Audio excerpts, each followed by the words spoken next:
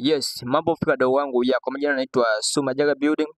Bana wadau wangu, leo nilikuwa nataka niwasanue kuhusiana na bei mbalimbali za material ambayo huwa yanahusika kwenye masuala mazima ya ujenzi, na lengo kubwa la kufanya hichi kitu bana ni kwamba watu wamekuwa wakiingia kwenye masuala mazima ya ujenzi pasipo kujua hata tofali inauzwa shilingi ngapi. Sasa mimi kama Sumajaga nipo hapa kwa ajili ya kukusanua wewe, kukupa mwanga ili the time utakapokuwa unataka kujenga basi unakuwa unajua vitu mbalimbali ambavyo huwa vinahusiana na masuala mazima ya ujenzi. Sasa bana mdau wangu, kitu cha kwanza huu unashauriwa kwanza kabla hujaanza kujenga wewe ufanye at least research ambayo inahusiana na bei mbalimbali za material. Sasa hii bana huwa inawashinda wengi, sasa watu wamekuwa wako busy na maisha, mtu anaamka asubuhi anarudi usiku. Sasa mimi kama Sumajaga leo nitakusanua vitu mbalimbali ambavyo huwa vinahusiana na masuala mazima ya ujenzi. Sasa nikianza na tofali bana, kwa saa hizi bei ninazotaja ni kwa maeneo mengi ya Dar es Salaam. Sasa nikianza na tofali mdau wangu, kwa Dar es Salaam tofali bana ziko za aina mbili. Kuna tofali za inchi 5 na tofali za inchi 6. Sasa nikianza na tofali ya inchi 5 kwa Dar es Salaam maeneo mengi huwa inauzwa shilingi 1150 mpaka 1200.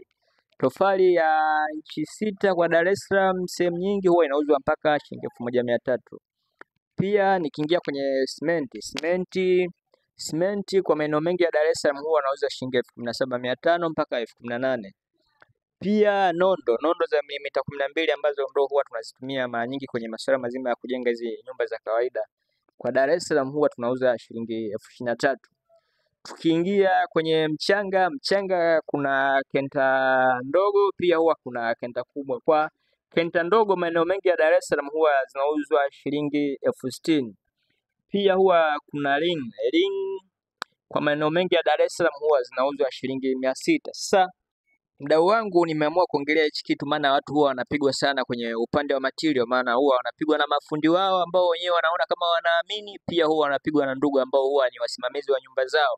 Unajikuta tofali ambao linauzwa shilingi 1000 mtu anakuwekea mpaka 1200, 1300. Mwisho wa siku sasa unajikuta nyumba ambao mdau wangu ungejenga kwa shilingi milioni 10 unajenga mpaka kwa shilingi milioni 15. Sasa mdau wangu, wewe kama ulikuwa umeweka bajeti yako mpaka nyumba itakapoisha ishia kwenye milioni 10, sasa itakapofika milioni 15 it means ile nyumba itakushinda kujenga. Sasa mdau wangu, ukishashindwa kujenga it means wewe umepoteza pesa. Na mimi kama Sumajaga bana huwa napenda kukusanua mdau wangu, jitahidi ufuatilie, jitahidi ufanye research. Sasa mdau wangu, ningekuomba ufanye kusubscribe kwenye YouTube channel yetu ili nitakapokuwa na posti kazi nyingine basi unakuwa mtu wa kwanza kuona kazi. Pia ukihitaji kufanya na mimi kazi unaweza kunicheki kwa namba za simu za 0767 441 768. Namba hizi bana zinapatikana WhatsApp pia normal call. Mdau wangu, ningekuomba ujitahidi au ningekuomba uje ufanye kazi na Sumajaga Building. Mdau wangu, I hope utaenjoy. So you are welcome.